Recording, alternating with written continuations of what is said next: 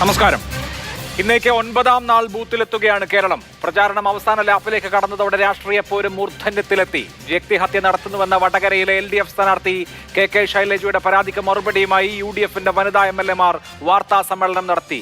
വ്യക്തിഹത്യ അപലപനീയമെന്ന് പറഞ്ഞ അവർ അതിന് പിന്നിൽ UDF സ്ഥാനാർത്ഥി ഷാഫി പറമ്പിലാണെന്ന് ആരോപിക്കുന്നത് അധാർമികമാണെന്ന് പറഞ്ഞു. PR ഏജൻസികളെ വെച്ചുള്ള നുണബോംബെന്നായിരുന്നു പ്രതിപക്ഷ നേതാവിന്റെ ആരോപണം. ഇന്ന് സൂപ്പർ പ്രൈം ടൈം ചർച്ച ചെയ്യുന്നു. വ്യക്തിഹത്യക്ക് പിന്നിലാര്? തിരഞ്ഞെടുപ്പ് പ്രചാരണത്തിൽ നിലവാര തകർച്ചയോ? വിദ്വേഷ പ്രചാരകരെ പിടിക്കുന്നതിൽ വീഴ്ചയോ? പോലീസിന്റെ പരാജയമോ? VK സനോജ് CPIM, ജ്യോതികുമാർ ചാമക്കാല കോൺഗ്രസ്, പാറക്കൽ അബ്ദുള്ള മുസ്ലിം ലീഗ്, ഋഷികേശ് ഭാസ്കരൻ സൈബർ വിദഗ്ധൻ എന്നിവർ ചർച്ചയിൽ പങ്കെടുക്കും. വളരെ ചെറിയൊരു ഇടവേള, അതിനുശേഷം ചർച്ചയിലേക്ക്. ആദ്യം ശ്രീ പാറക്കൽ അബ്ദുള്ള, താങ്കളാണല്ലോ അവിടുത്തെ തെരഞ്ഞെടുപ്പ് കമ്മിറ്റിയുടെ ചുക്കാൻ പിടിക്കുന്നത്. നിങ്ങളുടെ എതിർ സ്ഥാനാർത്ഥി KK ശൈലജ ടീച്ചർ 68 വയസ്സുള്ള ഒരു സ്ത്രീയാണ്. അവർ മുമ്പ് പലതവണ തെരഞ്ഞെടുപ്പിൽ മത്സരിച്ചിട്ടുണ്ട്, ജയിച്ചിട്ടുണ്ട്, തോറ്റിട്ടുണ്ട്. മുമ്പ് കേരളത്തിൽ മന്ത്രിയായിട്ടുണ്ട്. അപ്പോൾ ശൈലജ ടീച്ചറെ പോലെ ഒരാൾ കരഞ്ഞുകൊണ്ട് വാർത്താ സമ്മേളനം നടത്തി ഞാൻ നേരിടുന്നത് ഇതാണ് എന്ന് പറയേണ്ടി വന്ന സാഹചര്യം എന്താണ്? നിങ്ങൾ എതിർ സ്ഥാനാർത്ഥിയെ വ്യക്തിപരമായി തേജോവധം ചെയ്താണോ അവിടെ പ്രചാരണം നടത്തുന്നത്? ഞങ്ങൾ ഈ ആരോപണത്തെ ശക്തമായി ഞങ്ങൾ തള്ളിക്കളയാണ്. ഞങ്ങൾ 1000 തെരഞ്ഞെടുപ്പ് തോറ്റാലും ഞങ്ങൾ ഒരു കാരണവശാലും വ്യക്തിഹത്യ നടത്താനോ സ്ത്രീവിരുദ്ധ പരാമർശമോ നടത്തി ഈ തെരഞ്ഞെടുപ്പിൽ ജയിക്കുക എന്നുള്ള ലക്ഷ്യം ഞങ്ങൾക്കില്ല എന്ന് മാത്രമല്ല, അവസാനത്തെ തെരഞ്ഞെടുപ്പ് തോറ്റുപോയാൽ ശരി, അവസാനത്തെ മെമ്പർ തോറ്റാൽ ശരി, ഞങ്ങളിങ്ങനെ ഒരു ഏർപ്പാടിന് UDF നിൽക്കില്ല. അത് ഞങ്ങളുടെ നിലപാട്. പക്ഷെ ചില കാര്യങ്ങൾ ഇവിടെ നമ്മൾ ചർച്ച ചെയ്യേണ്ടതുണ്ട്. അത് ചർച്ച ചെയ്യുമ്പോൾ നിങ്ങളിതിന് മറ്റൊരു തലത്തിലേക്ക് തിരിച്ചു വിടുന്നതാണ് ഇതിലെ ഏറ്റവും വലിയൊരു വിഷയം. എന്താണെന്ന് പറഞ്ഞാൽ, ഇപ്പോൾ ഇവിടെ വടകരയിലെ രാഷ്ട്രീയമാകുമ്പോൾ നമ്മൾ ചർച്ച ചെയ്യേണ്ട വിഷയം സ്വാഭാവികമായും വടകരയിൽ അക്രമ രാഷ്ട്രീയമുണ്ട്. അപ്പോൾ TP വധക്കേസ് ചർച്ച ചെയ്യും. മൻസൂറിൻ്റെ അതുപോലെ തന്നെ അസ്ലമിൻ്റെ, ഷുക്കൂറിൻ്റെ കേസുകളൊക്കെ നമ്മൾ ചർച്ച ചെയ്യേണ്ടി വരും. അതുപോലെ ഒട്ടനവധി പ്രശ്നങ്ങൾ, 1-2 പ്രശ്നങ്ങളല്ല. കോഴിക്കോട് മെഡിക്കൽ കോളേജിലെ അതൊക്കെ സ്വാഭാവികമല്ലേ? ഒരു തെരഞ്ഞെടുപ്പ് വേളയിൽ വിവിധ വിഷയങ്ങൾ ചർച്ചയാവും. അതെങ്ങനെ സ്വാഭാവികമാകുന്നത്? അല്ല, അത്തരം വിഷയങ്ങളൊക്കെ ചർച്ചയാവുന്നത് സ്വാഭാവികമല്ലേ? നാട്ടിലുള്ള എല്ലാ വിഷയവും ചർച്ചയാവില്ലേ? ഒരു നാട്ടിലുള്ള എല്ലാ വിഷയങ്ങളും തെരഞ്ഞെടുപ്പിൽ ചർച്ചയാവുമല്ലോ. അവിടെ ഇപ്പൊ നോക്കൂ ശ്രീ അബ്ദുള്ള, ഇപ്പൊ താങ്കളുടെ പാർട്ടിയിൽപ്പെട്ട ന്യൂമാഹിയിലെ ഒരു പ്രവർത്തകനെയാണ് ഈ കേസിൽ ആദ്യമായി പ്രതിയാക്കിയിരിക്കുന്നത്. മുസ്ലിം ലീഗുകാരനാണ്. ഇവിടെ പല പോസ്റ്റുകൾ, പലതരത്തിലുള്ള കമന്റുകൾ നമ്മൾ കണ്ടു. അപ്പോൾ ഇത് ഒരു സ്ഥാനാർത്ഥിയെ വ്യക്തിപരമായി തേജോവധം ചെയ്യുക എന്നുള്ളത് ഞങ്ങൾ ചെയ്യില്ല എന്ന് പറയുമ്പോൾ ഈ ചെയ്യുന്നതാരാണ്? എവിടെ ചെയ്തു? നിങ്ങൾ ന്യൂമാഹിയിലെ ഒരു കേസ്, അത് ഈ കേസുമായി ബന്ധപ്പെട്ടതല്ല. നിങ്ങൾ ഈ പറയുന്ന മോർഫിംഗ് അല്ല. ആ ന്യൂമാഹിയിലെ അസ്ലമിന് ആരോ ഒരാൾ ഷെയർ ചെയ്ത് കൊടുത്ത ഒരു സാധനം അയാൾ ഫോർവേഡ് ചെയ്തിട്ടുണ്ട് അയാളെ സുഹൃത്തിന് എന്നുള്ളതിൽ അപ്പുറത്ത് അത് അയാൾ ഉണ്ടാക്കിയതാണോ? നിങ്ങൾ എന്താ ഈ പറയുന്നത്? ഇത് നിരന്തരമായി തെരഞ്ഞെടുപ്പ് കാലത്ത് മുഖമില്ലാത്ത ഒരുപാട് സംഗതികൾ വരികയാണ്. അത് പലരുടെയും ഫോണിൽ വരുന്നുണ്ട്. അത് ചിലർ അങ്ങോട്ടോ ഇങ്ങോട്ടോ ഷെയർ ചെയ്ത് കൊടുത്താൽ അവർക്കാണ് ഇതിന്റെ ഉത്തരവാദിത്തം എന്ന് പറയുന്നത്. നിഷ്കളങ്കമായി വരുന്നതാണോ? ഇപ്പൊ അസ്ലം എന്ന മുസ്ലിം ലീഗുകാരൻ അത് ഷെയർ ചെയ്തിട്ടേ ഉള്ളൂ എങ്കിൽ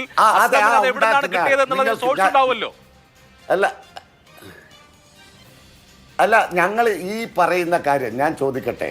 കഴിഞ്ഞ 25-ാം തീയതി നിങ്ങൾ മനസ്സിലാക്കേണ്ടത്, 25-ാം തീയതി കാലത്ത് ഈ ജില്ലാ സെക്രട്ടറി, കോഴിക്കോട് ജില്ലാ സെക്രട്ടറിയുടെ നേതൃത്വത്തിൽ തെരഞ്ഞെടുപ്പ് കമ്മിറ്റി വളരെ കൃത്യമായ ഒരു പത്രസമ്മേളനം നടത്തുക. ആ പത്രസമ്മേളനത്തിൽ ഇവർ പറയുന്നത് മോർഫിംഗ് നടന്നിരിക്കുന്നു, ഇങ്ങനെ അശ്ലീല ചുവയുള്ള പല സംഗതികളും വരുന്നു എന്ന് പറഞ്ഞുകൊണ്ട് പത്രസമ്മേളനം നടത്തി കേസ് കൊടുത്തിട്ടുണ്ട്. ഇതിൽ സ്ഥാനാർത്ഥി ഷാഫി പറമ്പിൽ നിന്ന് തന്നെ പങ്കുണ്ട് എന്ന് പറഞ്ഞുകൊണ്ടാണ് ഇവർ പരാതി കൊടുക്കുന്നത്. പോലീസിൽ പരാതി കൊടുക്കുന്നു. പോലീസിൽ പരാതി കൊടുത്തു ദിവസെത്ര കഴിഞ്ഞു? ഇന്ന് 22 ദിവസമായി. ഇതാരാ? ഞങ്ങളുടെ UDFൻ്റെതാണോ പോലീസ്? പിണറായിയുടെ പോലീസല്ലേ? എന്തേ അന്വേഷിക്കാത്തത്? എന്തേ അന്വേഷിച്ചാൽ? നിങ്ങളൊന്ന് ആലോചിച്ച് നോക്ക്. ഈ ഇലക്ട്രൽ ബോണ്ട് കേസിൽ കൃത്യമായി ഇതുമായി ബന്ധപ്പെട്ടുകൊണ്ട് ഒരു ഫേസ്ബുക്ക് പോസ്റ്റ് ഒരാൾ ഇട്ടു. എന്താ ഇട്ടത്? ആയിരക്കണക്കിന് കോടി, 10,000 കോടി രൂപയുടെ അഴിമതി നടക്കുന്നു, കുംഭകോണം നടക്കുന്നു എന്ന് പറഞ്ഞുകൊണ്ട് പോസ്റ്റ് ഇട്ടപ്പോൾ അതിനെതിരെ എന്താ പോലീസ് ചെയ്തത്? കേരള പോലീസ് എന്താ ചെയ്തത്? ആ പോസ്റ്റ് ഫേസ്ബുക്കിൽ പോസ്റ്റ് ഇട്ട ആൾക്കെതിരെ കേസെടുക്കുക. എന്ത് പറഞ്ഞിട്ടാ? പ്രധാനമന്ത്രിയുടെ സൽപ്പേരിന് കളങ്കം വരുത്തുന്നുവെന്ന് പറഞ്ഞുകൊണ്ട് ഈ പരാതി കിട്ടി രാത്രിയൊക്കെ രാത്രി പ്രതിയെ പിടിക്കുക. ഇത് കഴിഞ്ഞ 25-ാം തീയതി ഇത് കൊടുത്തിട്ട് എന്താ ഇവർക്ക് പ്രതിയെ പിടിക്കാൻ സാധിക്കാത്തത്? ഞാൻ അന്ന് വളരെ കൃത്യമായി ഞങ്ങൾ വടകരയിലെ തെരഞ്ഞെടുപ്പ് കമ്മിറ്റിയുടെ ഉത്തരവാദപ്പെട്ട ആളുകൾ ഞങ്ങൾ ഇരുന്നിട്ട് ഞങ്ങൾ പത്രസമ്മേളനം നടത്തി. പിറ്റേ ദിവസം ഞങ്ങളോട് ചോദിച്ചു. ഞങ്ങൾ പറഞ്ഞു ഇവിടെ അങ്ങനെ ഒരു വിഷയമുണ്ട്. ഷാഫി ഇവിടെ വന്നു. ഇതിൻ്റെയൊക്കെ കാരണം എന്താണെന്നറിയോ നിങ്ങൾ? ഷാഫി വടകരയിൽ വന്നു കഴിഞ്ഞ 10-ാം തീയതി. ഇന്നലെ വൈകുന്നേരം വരെ ഇന്ന് വരെ 10,000-ങ്ങളാണ് ഷാഫിയുടെ ഓരോ പരിപാടിക്കും മുരളീധരൻ വന്നു, അദ്ദേഹത്തെ സ്വീകരിക്കാനാളുണ്ടായിരുന്നു. മുല്ലപ്പള്ളി മത്സരിച്ചപ്പോഴുണ്ടായിരുന്നു. UDFന്റെ സിറ്റിംഗ് മണ്ഡലമല്ലേ, അതൊക്കെ ഉണ്ടാവും. എന്റെ പ്രശ്നമൊന്നുമല്ല, അതൊക്കെ ഇലക്ഷനിൽ ഉണ്ടാവേണ്ട കാര്യമാണ്. ഇവിടെ ഇപ്പോ താങ്കൾ മുമ്പ് അവരുന്നയിച്ച എതിർപക്ഷം ഉന്നയിച്ച പരാതിയെ കുറിച്ച് പറഞ്ഞു, കൊടുത്ത കേസിനെ കുറിച്ച് പറഞ്ഞു. ഇത് നിരന്തരമായി ഉണ്ടാവുന്നതാണ്. ഇപ്പൊ അശ്ലീല വീഡിയോ അല്ലെങ്കിൽ മോർഫ് ചെയ്ത വീഡിയോ എന്നുള്ള കാര്യത്തിൽ കൂടുതൽ വ്യക്തത വരേണ്ടതുണ്ട്. അതെന്താണെന്നത് സംബന്ധിച്ച് എനിക്കും ധാരണയൊന്നുമില്ല. പക്ഷെ അല്ല, എനിക്കറിയില്ല. ഞാൻ അത് പറയുന്നത് അത് തെളിയിക്കപ്പെടേണ്ട ഒരു കാര്യമാണ്. ഞങ്ങൾ അന്ന് പറഞ്ഞു കഴിഞ്ഞ അല്ല, അതിനുശേഷം ഒരുപാട് വ്യാജ പ്രചരണങ്ങൾ ഉണ്ടായല്ലോ. ഇല്ലാത്ത കരിമ്പൂച്ചയിൽ തപ്പുകയാണ് എന്ന് ഞങ്ങൾ പറഞ്ഞു. അല്ല, നമ്മുടെ കൺമുമ്പിൽ വന്നിട്ടുള്ള ധാരാളം കാര്യങ്ങൾ എന്നാൽ ഞങ്ങൾക്ക് കാണിക്കണ്ട. നിങ്ങളുടെ കയ്യിൽ ആരുടെയെങ്കിലും കയ്യിൽ ഇത് വന്നോ? അല്ല, ഇല്ല. അതാണ് ഞാൻ അശ്ലീല വീഡിയോയുമായി ബന്ധപ്പെട്ട കാര്യങ്ങൾ ഇനിയും പുറത്തു വരേണ്ട കാര്യമാണ്. അതിന്റെ ശരി തെറ്റ് എന്താണെന്നുള്ളത് വരട്ടെ. ഞാൻ ചോദിക്കുന്നത് അതല്ല. പക്ഷേ ഈ സ്ഥാനാർത്ഥിയെ ടാർഗറ്റ് ചെയ്തുകൊണ്ടുള്ള വ്യാജ പ്രചരണങ്ങൾ വേറെയും ഉദാഹരണം ഞാൻ പറയാം. അല്ല, ആ സ്ഥാനാർത്ഥിയെ ടാർഗറ്റ് ചെയ്തുകൊണ്ടുള്ള വ്യാജ പ്രചരണങ്ങൾ വേറെ ഉണ്ടല്ലോ. ഇങ്ങനെ ഒരു വീഡിയോ ഉണ്ടോ ഇല്ലയോ എന്നുള്ളത് എനിക്കറിയില്ല. ഉണ്ട് എന്ന് ആരോപിക്കപ്പെടുന്നു.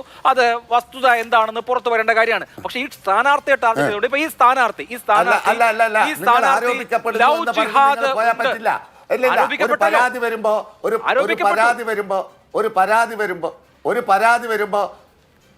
പരാതി വരുമ്പോ സ്വാഭാവികമായും ആ പരാതി എവിടെയെങ്കിലും ഒന്നുകിൽ പോലീസിന് കാണിക്കണം, അതല്ലെങ്കിൽ നിങ്ങൾക്കാർക്കെങ്കിലും സ്വകാര്യമായി കാണിക്കണം. എവിടെയാണ്? അല്ലെങ്കിൽ ഒരു പാർട്ടി പ്രവർത്തകന്റെ കയ്യിൽ ഉണ്ടാവണം. എവിടെ ഈ നേരത്തെ ഈ സൂചിപ്പിച്ചതുപോലെ ഇല്ലാത്ത കരിമ്പൂച്ച ഇരുട്ടിൽ തപ്പുന്ന ഒരു ഏർപ്പാടല്ലാതെ അങ്ങനെ ഒരു സാധനം എവിടെയാണ് ഉള്ളത്? ഞങ്ങൾ ആരെങ്കിലും ചെയ്തിട്ടുണ്ടെങ്കിൽ, ഞങ്ങളുടെ പ്രവർത്തകരാരെങ്കിലും ചെയ്തിട്ടുണ്ടെങ്കിൽ ഞങ്ങൾ അതിനെ അംഗീകരിക്കും. 22 ദിവസമായിട്ട് പോലീസിന് കണ്ടുപിടിക്കാൻ സാധിക്കുന്നില്ല. ശരി, ഞാൻ ആ മോർഫ് ചെയ്ത വീഡിയോ കുറിച്ചല്ല ചോദിക്കുന്നത്. കൃത്യമായെന്ന് പറയട്ടെ. ഞാൻ ഒരു കാര്യം പറയാം. പറയൂ. കഴിഞ്ഞ 2-3 ദിവസം മുമ്പ് മുഖ്യമന്ത്രി പിണറായി വിജയൻ ഇവിടെ വടകര വരികയാണ്. അപ്പോൾ ഇന്റലിജൻസ് റിപ്പോർട്ട് നമുക്കിവിടെ ജയിക്കാനുള്ള സാധ്യതയില്ല, സ്ട്രാറ്റജി മാറ്റി പിടിക്കണം, അങ്ങനെ പറഞ്ഞതിന് ശേഷം മിനിയാന്ന് മുതലാണ് ഇതിൻ്റെ സ്ട്രാറ്റജി മാറി വളരെ കൃത്യമായി പ്ലാൻ ചെയ്ത് വന്ന ഒരു നാടകമാണ് തോൽവി ഭയന്നുകൊണ്ടുള്ള ഒരു നാടകം. ഇതിലിവിടെ എന്തൊക്കെയാണ് ചെയ്യുന്നത്? എന്തൊക്കെ അപവാദങ്ങളാണ്? ശൈലജ ടീച്ചറെ പോലെയുള്ള ഒരു സീനിയർ പൊളിറ്റീഷ്യൻ സൈബർ എന്നെ വ്യക്തിഹത്യ ചെയ്യുന്നു, എന്നെ ലൈംഗികമായി അധിക്ഷേപിക്കുന്നുവെന്ന് വ്യാജമായി പറഞ്ഞ് കരയുമോ? അത് അസംഭവ്യമാണ് എന്നാണ് ഞാൻ വിചാരിക്കുന്നത്. അത് കോളേജ് യൂണിയൻ തെരഞ്ഞെടുപ്പ് ഒരു സ്ത്രീയുടെ പരാതിയെ നമ്മൾ അങ്ങനെ ശരി. അല്ല, ഈ മോർഫ്ഡ് വീഡിയോയുടെ കാര്യം അവിടെ നിൽക്കട്ടെ. എന്റെ ചോദ്യം ഞാൻ അങ്ങോട്ട് ചോദിക്കാൻ ഉദ്ദേശിച്ച ചോദ്യം പരാതിയെ നിങ്ങൾ കാണുമ്പോൾ പലതരത്തിലുള്ള വ്യാജ പ്രചരണങ്ങൾ അവിടെ ഉണ്ടായിരുന്നല്ലോ. നിങ്ങൾ എന്തേ മറന്നു കളഞ്ഞു? അല്ല, അതൊക്കെ ഉണ്ട്. ഞാൻ പറയട്ടെ, പലതരത്തിലുള്ള വ്യാജ പ്രചരണങ്ങൾ. ഈ സ്ഥാനാർത്ഥി ലവ് ജിഹാദ് വ്യാജ പ്രചരണമാണ് ഇവിടെ ഉണ്ടായത്. ഞാൻ പറയാം, ഈ കെ ശൈലജ എന്ന സ്ഥാനാർത്ഥി ലവ് ജിഹാദ് ഉണ്ട് എന്ന് പറഞ്ഞു എന്ന് ഞങ്ങൾ ആരെങ്കിലും UDFന്റെ നേതാക്കന്മാരോ UDFന്റെ നേതാക്കന്മാരോ അല്ലെങ്കിൽ ഒരു സ്ഥാനാർത്ഥി അങ്ങനെ അനീതി നേരിടുന്നത് ശരിയല്ലല്ലോ. അവരെ ലവ് ജിഹാദ് ഉണ്ടെന്ന് പറഞ്ഞിട്ടില്ല. പക്ഷെ അവിടെ ഈ മുസ്ലിം ഏരിയകളിലൊക്കെ മുസ്ലിങ്ങളുടെ വാട്സപ്പ് ജനവിഭാഗത്തിന്റെ ഇടയിലൊക്കെ ഇവരൊരു ഹിന്ദുത്വവാദിയാണെന്ന് സ്ഥാപിക്കാനായിരിക്കും ലവ് ജിഹാദ് ഉണ്ട് എന്ന് പറഞ്ഞു എന്നൊരു പ്രചരണം നടത്തി. അതുപോലെ മുസ്ലിങ്ങൾ ഭീകരവാദികളാണ് എന്ന് പറഞ്ഞു. ഇതൊക്കെ ആരാണ് പ്രചരിപ്പിക്കുന്നത്? എന്തായാലും അങ്ങനെ പ്രചരിപ്പിച്ചാൽ ആ സ്ഥാനാർത്ഥിക്ക് ഡിസഡ്വാൻറ്റേജ് അല്ലേ ഉണ്ടാവുക? അതാരാണ് പ്രചരിപ്പിച്ചത്? അങ്ങനെയുള്ള വ്യാജ പ്രചരണം ഉണ്ടാകാൻ പാടില്ലാത്തതല്ലേ? അതുണ്ടായിട്ടുണ്ടല്ലോ, അതുണ്ടായിട്ടുണ്ട് വസ്തുതയാണല്ലോ. അല്ല അഭിലാഷേ വിജയം ഉറപ്പ് വന്ന ഒരു സ്ഥാനാർത്ഥിയായി ഷാഫി പറമ്പിൽ ഇവിടെ നിൽക്കുമ്പോൾ ഞങ്ങൾ എന്തിനു വേണ്ടാത്തത് പ്രചരിപ്പിക്കണം? എനിക്ക് അറിഞ്ഞൂടാ, പറഞ്ഞൂടാ. ഞാൻ പറയുന്നത് എന്താ, ഒരു സ്ഥാനാർത്ഥി അങ്ങനെ ഒരു അനീതി നേരിടരുതല്ലോ എന്നാണ് എന്റെ പോയിന്റ്. ഏത് സ്ഥാനാർത്ഥി ആയിക്കോട്ടെ, ഇപ്പൊ കെ ശൈലജ പറയാത്തത് പറഞ്ഞു, ചെയ്യാത്തത് ചെയ്തു എന്ന് പ്രചരിപ്പിക്കേണ്ട കാര്യമില്ലല്ലോ. ഞാൻ പറഞ്ഞു ലവ് ജിഹാദിന്റെ കാര്യം പറഞ്ഞു, ഇങ്ങനെ പല കാര്യങ്ങൾ, സിഎയുടെ കാര്യം പറഞ്ഞു. ഇങ്ങനെ അവര് ഒരു വർഗീയമായ നില സ്വീകരിക്കുന്നു, അവരൊരു വർഗീയമായ നില സ്വീകരിക്കുന്നു എന്ന മട്ടിൽ അവരെ പെയിന്റ് ചെയ്യുക, അവരെ അങ്ങനെ അവതരിപ്പിക്കുക, അത് തെറ്റല്ലേ? അത് ശരിയല്ലല്ലോ, അങ്ങനെ ചെയ്യാൻ പാടില്ലാത്തതല്ലേ? ആര് പറഞ്ഞു എന്നാ നിങ്ങൾ പറയുന്നത്? അവർക്കെതിരെ അങ്ങനെയുള്ള മെറ്റീരിയൽസ് പ്രചരിക്കുന്നുണ്ട്. ആര് പറഞ്ഞു എന്ന് ചോദിച്ചാൽ ഇപ്പൊ ഞാൻ എങ്ങനെ പറയും? അല്ല, അത് കണ്ടുപിടിക്കാൻ ഞാൻ ചോദിച്ചല്ലോ. പ്രധാനമന്ത്രിക്കെതിരെ പറഞ്ഞപ്പോ രാജ്യരാമാനം പിടിക്കാനും ആ പ്രതിയെ കസ്റ്റഡിയിൽ എടുക്കാനും സാധിച്ച പോലീസിന് 22 ദിവസമായി കഴിഞ്ഞ് 25-ാം തീയതി കൊടുത്ത പരാതിയിൽ 17-ാം തീയതി ആയിട്ടും പോലീസിന് പിടിക്കാൻ സാധിക്കുന്നില്ല എന്ന് പറയുന്നതിന്റെ പൊരുളെന്താ? ഇതൊരു നാടകമാണ്.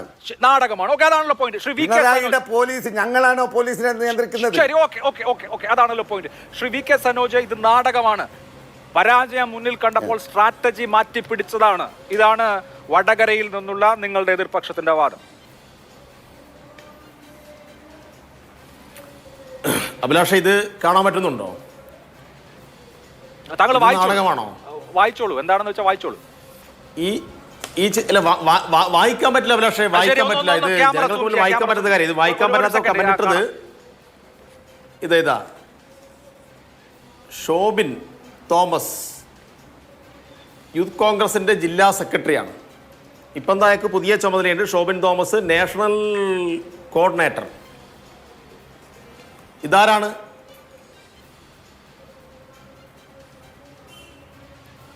യൂത്ത് കോൺഗ്രസിന്റെ ജില്ലാ സെക്രട്ടറി ആണോ ഞങ്ങളുടെ നാടകത്തിലെ നടന്മാർ? യൂത്ത് കോൺഗ്രസിന്റെ ജില്ലാ സെക്രട്ടറി ഞങ്ങളുടെ നാടകത്തിലെ നടന്മാരായിട്ട് ഇവർ വിട്ടിട്ടുണ്ടോ? അല്ല, ഒരു സെക്കൻഡ് സനോജ്. കഴിഞ്ഞ കുറച്ച് ദിവസങ്ങളായി ഈ ഷോബിൻ തോമസ് ഇവിടെ വിവാദമായിട്ടുള്ള കമന്റ് ഇട്ടത് എന്നാണ്? ഇന്നലെയല്ലേ? ഡേറ്റ് നോക്കില്ല. അതായത് ഇന്നലെയാണ്. അതായത് ഇപ്പോൾ താങ്കൾ പറയുന്നത് ശരിയാണ്. ഷോബിൻ തോമസ് യൂത്ത് കോൺഗ്രസിന്റെ ഭാരവാഹിയാണ്. അയാൾ പറയാൻ പാടില്ലാത്ത കാര്യമാണ് പറഞ്ഞിരിക്കുന്നത്, തെറ്റാണ്. പക്ഷേ ഈ മിനിയാന്ന് ഇടത് സ്ഥാനാർത്ഥി വാർത്താ സമ്മേളനം നടത്തിയതിന് ശേഷമാണ് ഷോബിൻ തോമസ് ഇങ്ങനെ ഒരു കമന്റ് ഇട്ടിരിക്കുന്നത്. അതുകൊണ്ട് ആ കമന്റ് ശരിയാണെന്നല്ല, കമന്റ് അപലപനീയമാണ്, തെറ്റാണ്, നിയമ നടപടികൾ സ്വീകരിക്കണം. പക്ഷേ ഇതിനൊക്കെ ആധാരമായി നിങ്ങൾ പറയുന്ന ഈ സൈബർ ആക്രമണത്തിന്റെ തുടക്കമുണ്ടല്ലോ, ഇതിന്റെ അടിസ്ഥാന മെറ്റീരിയൽ ഉണ്ടല്ലോ, അതെവിടെ? അത് ആരാണ് പറഞ്ഞത്? ഏത് കോൺഗ്രസ്സുകാരനാണ്? ഏത് ലീഗുകാരനാണ്? ആ ലീഗുകാരനെ അല്ലെങ്കിൽ കോൺഗ്രസ്സുകാരനെ അല്ലെങ്കിൽ നിങ്ങൾ പറയുന്ന ആളെ എന്തുകൊണ്ടാണ് ഇതുവരെ പിടിക്കാത്തത്? അഭിലാഷേ, ഇതെന്താ കാര്യം എന്ന് വെച്ചാൽ, ഇപ്പോൾ വാട്സപ്പാണ് ഇവരുടെ പ്രധാനപ്പെട്ട ആയുധം. ഇവരെ എഡിറ്റ് ചെയ്തിട്ട് കുടുംബ ഗ്രൂപ്പുകളിൽ ഇതിങ്ങനെ കൊണ്ടുവിടുകയാണ്. ഇപ്പോൾ കഴിഞ്ഞ ദിവസം ശൈലജ ടീച്ചർ മുസ്ലിങ്ങൾക്കെതിരായി സംസാരിച്ചു എന്ന് പറയുന്ന ഒരു വീഡിയോ എഡിറ്റ് ചെയ്തിട്ടു. അതിന് കുറച്ച് ദിവസങ്ങൾക്ക് മുന്നേ തയ്യൽ ടീച്ചർ എന്നൊക്കെ പറഞ്ഞ് ആക്ഷേപം ചൊരിയുന്ന പലതരത്തിലുള്ള കമൻറ്റുകൾ ഇടുകയാണ്. അപ്പോൾ തുടർച്ചയായിട്ട് ടീച്ചർക്കെതിരായി ഈ ഒരു വലിയ ടീം ഇതിൻ്റെ ഭാഗമായി പ്രവർത്തിക്കുന്നു എന്നാണ് നമ്മൾ മനസ്സിലാക്കുന്നത്.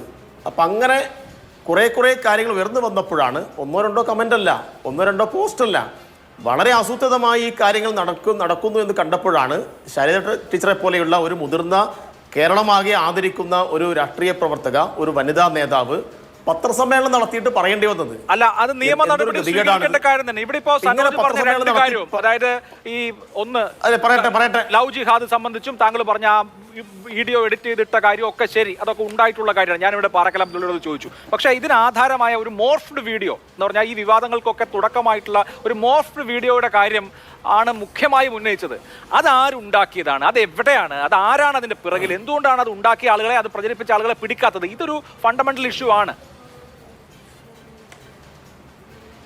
അല്ല, ഉണ്ടാക്കിയ ആളുകളെ പിടിക്കും, അതിനാണല്ലോ പരാതി കൊടുത്തത്. അത് ഉണ്ടാക്കിയ ആളുകളെ പിടിക്കാൻ ആവശ്യമായിട്ടുള്ള അന്വേഷണം നടന്നുകൊണ്ടിരിക്കുകയാണ്.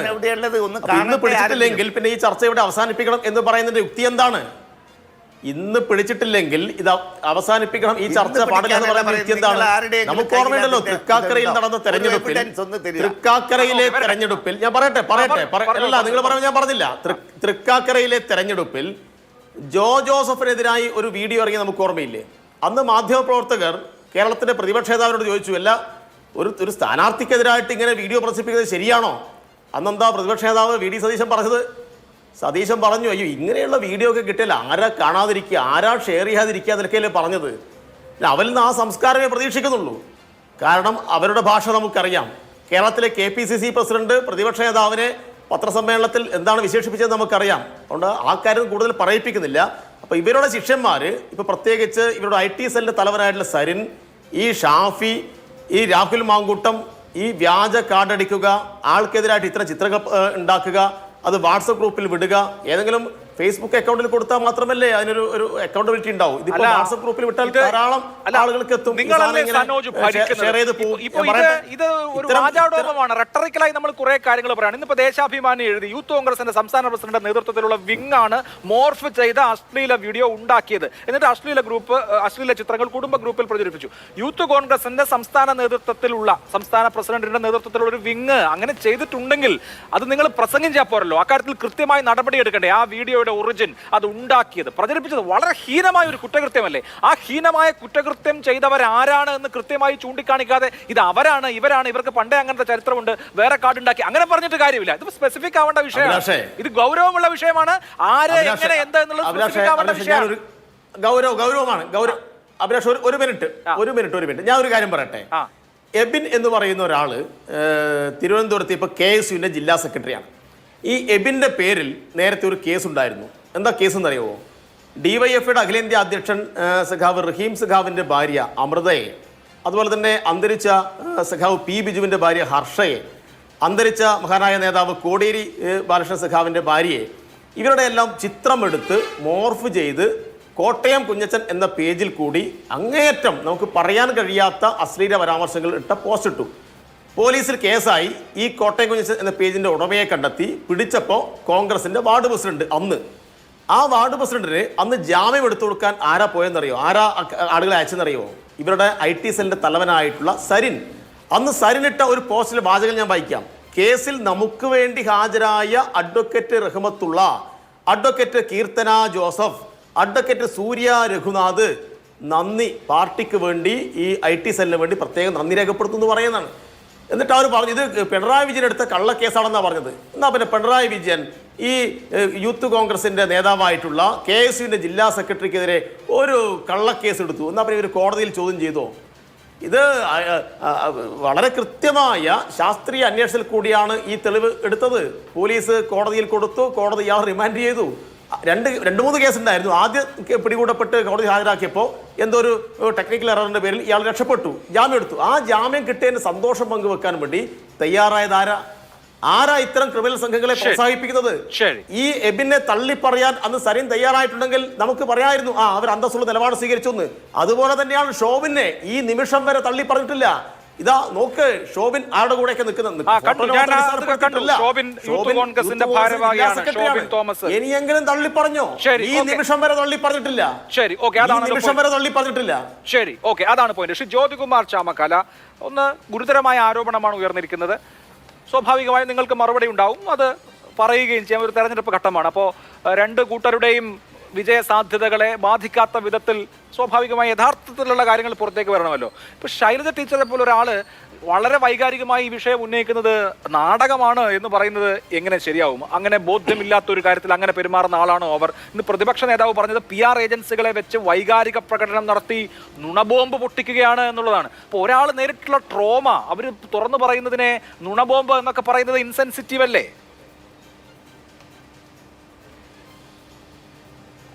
അഭിലാഷ്, എന്തുകൊണ്ടെന്നാൽ ഞാൻ നേരിട്ട് പോയിന്റിലേക്ക് തന്നെ വരാം. എന്തുകൊണ്ടെന്നാൽ അവർ ഈ കോവിഡ് കാലത്ത് നടത്തിയിട്ടുള്ള നാടകങ്ങളൊക്കെ നമ്മൾ കണ്ടിട്ടുള്ളതാണ്. അവരൊരു PR ഏജൻസിയെ വെച്ചുകൊണ്ട് നടത്തിയിട്ടുള്ള നാടകങ്ങൾ നമ്മൾ കണ്ടിട്ടുള്ളതാണ്.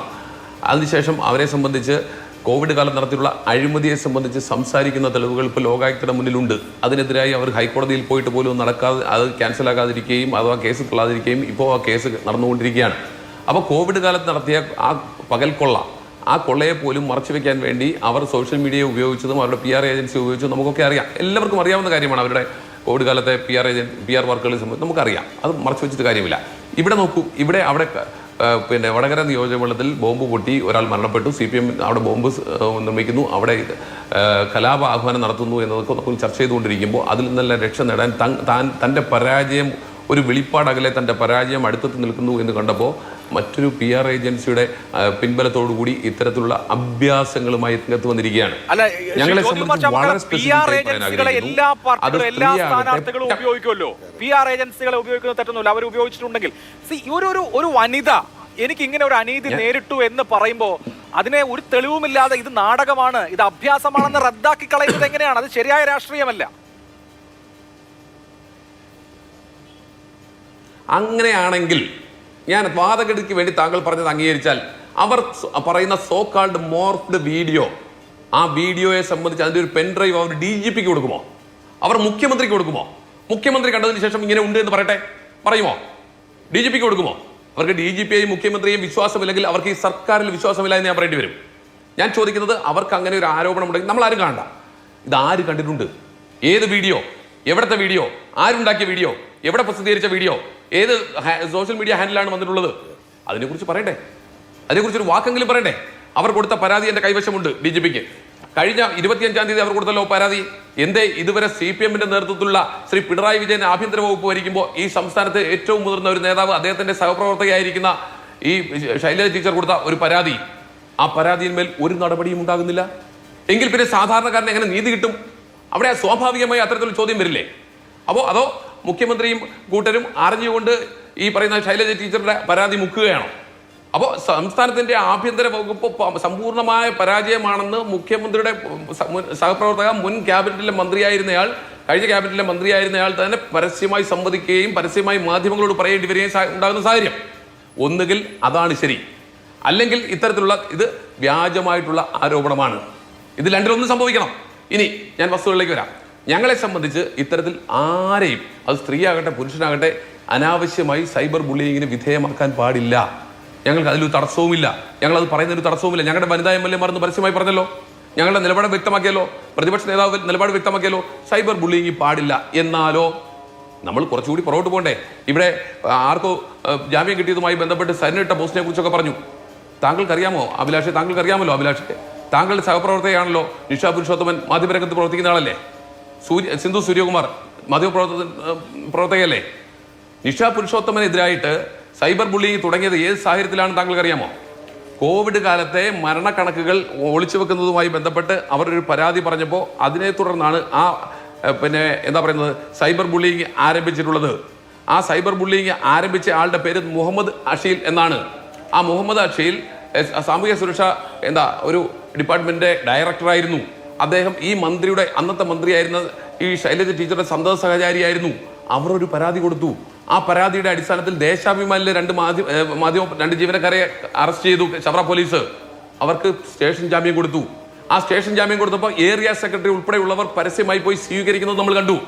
ആ ഘട്ടത്തിൽ ഈ ശൈലജ ടീച്ചർ അത് മോശമായി പോയി എന്നൊരു വാക്ക് പറയുന്നത് താങ്കൾ കേട്ടിരുന്നോ അഭിലാഷേ? അല്ല, കേട്ടിരുന്നോ? വ്യാപകമായ വിധത്തിൽ വനിതാ നേതാക്കൾ, വനിതാ മാധ്യമ പ്രവർത്തകർ, പൊതുരംഗത്ത് നിൽക്കുന്ന ആളുകൾ അധിക്ഷേപത്തിന് വിധേയരായിട്ടുണ്ട്. ശരിയാണ്, താങ്കൾ പറഞ്ഞ ഉദാഹരണങ്ങളും ശരിയാണ്. പക്ഷെ അതുകൊണ്ട് ഇപ്പോ വടകരയിലെ LDF സ്ഥാനാർത്ഥി അതല്ലെങ്കിൽ മറ്റൊരിടത്തെ വനിതാ സ്ഥാനാർത്ഥി അധിക്ഷേപത്തിന് വിധേയരാവണമെന്നില്ലല്ലോ. അവരുടെ പരാതി അതുകൊണ്ട് ജനുവിൻ അല്ലാതാവണമെന്നില്ലല്ലോ. ശരിയാണ്, നമ്മുടെ നാട്ടിൽ നിങ്ങളുടെ സ്ഥാനാർത്ഥിമാരടക്കം സൈബർ അധിക്ഷേപത്തിന് വിധേയരായിട്ടുണ്ടെന്നേ, ശരിയാണത്. അതുകൊണ്ട് നമുക്ക് ഇവിടുത്തെ പരാതി ജനുവിൻ അല്ല, അത് നുണബോംബാണ് എന്ന് പറയാൻ കഴിയുന്നത് എങ്ങനെ? അങ്ങനെ ഒന്നും ചോദിക്കേണ്ട. ഞാൻ അതിന്റെ മറുപടിയിലേക്കാണ് വരുന്നത്.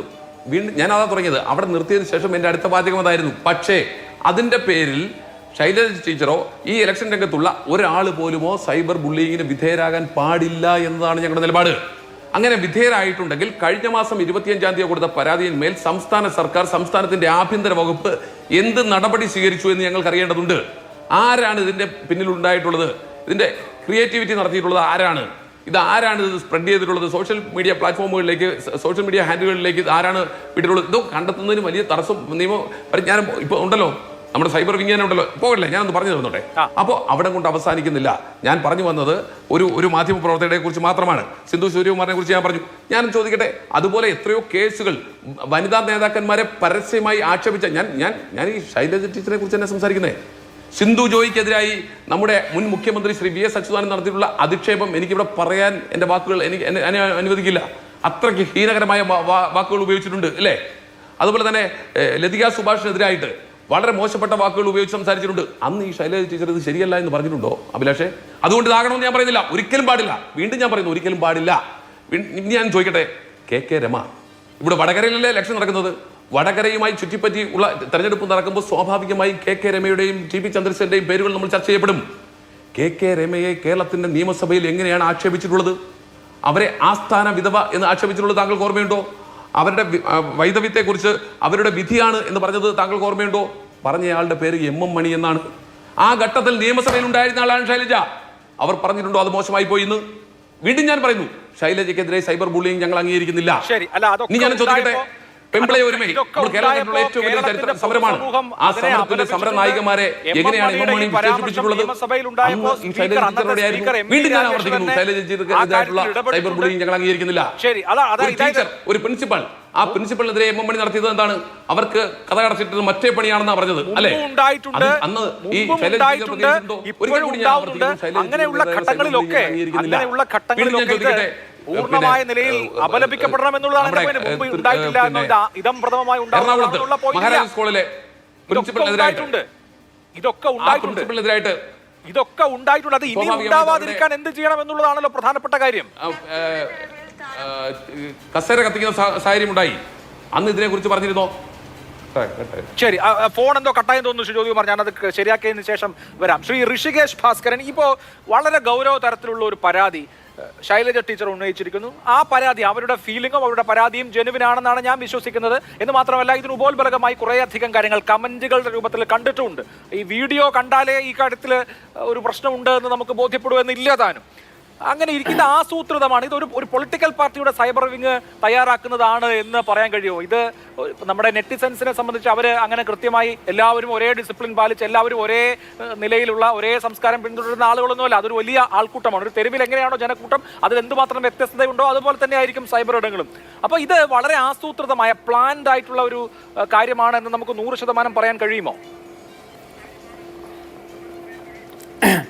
അതായത് ആധികാരികമായിട്ട് ഇത് നോക്കിയിട്ട് ഓക്കെ ഇന്ന ഒരു പാർട്ടി ഇന്ന രീതിയിൽ ആസൂത്രണം ചെയ്തിട്ട് എക്സിക്യൂട്ട് ചെയ്ത ഒരു ക്യാമ്പയിനാണ്, അല്ലെങ്കിൽ ഇത് എന്ന രീതിയിൽ ഒരു അഭിപ്രായം പറയാൻ പറ്റില്ലെങ്കിൽ പോലും ഇപ്പം ഇന്നത്തെ ചർച്ചയിലും കഴിഞ്ഞ ദിവസങ്ങളിലുണ്ടായ ചർച്ചകളിലും പൊതുവെ കണ്ടുവന്നിട്ടുള്ള ഒരു ഇതെന്ന് പറഞ്ഞു കഴിഞ്ഞാൽ ഈ സൈബർ ബുള്ളിയിങ് എന്ന് പറയുന്നത് ഉണ്ടായിട്ടുണ്ടോ ഇല്ലയോ എന്നുള്ള ഒരു സംശയത്തിൻ്റെ പുറത്ത് തന്നെ, അങ്ങനെ ഒരു വസ്തുത ഉണ്ടോ എന്നുള്ള ഒരു വസ്തുതയുടെ പുറത്ത് കുറേ ചർച്ചകൾ നടക്കുന്നത് ശ്രദ്ധയിൽപ്പെടുകയുണ്ടായി. അപ്പോൾ ഇതിൻ്റെ ഭാഗമായിട്ട് ഇന്ന് ഈ ചർച്ചയിലേക്ക് വരുന്നതിന് തൊട്ട് മുമ്പ് തന്നെ ഞാൻ പ്രധാനപ്പെട്ട മാധ്യമ സ്ഥാപനങ്ങളുടെ ഫേസ്ബുക്ക്, യൂട്യൂബ് ചാനലുകളിലുള്ള വാർത്തകളുടെ അടിയിലും ഇതിലൊക്കെ പോയി നോക്കുന്ന സമയത്ത് നമുക്ക് കൃത്യമായിട്ട് കാണാൻ പറ്റും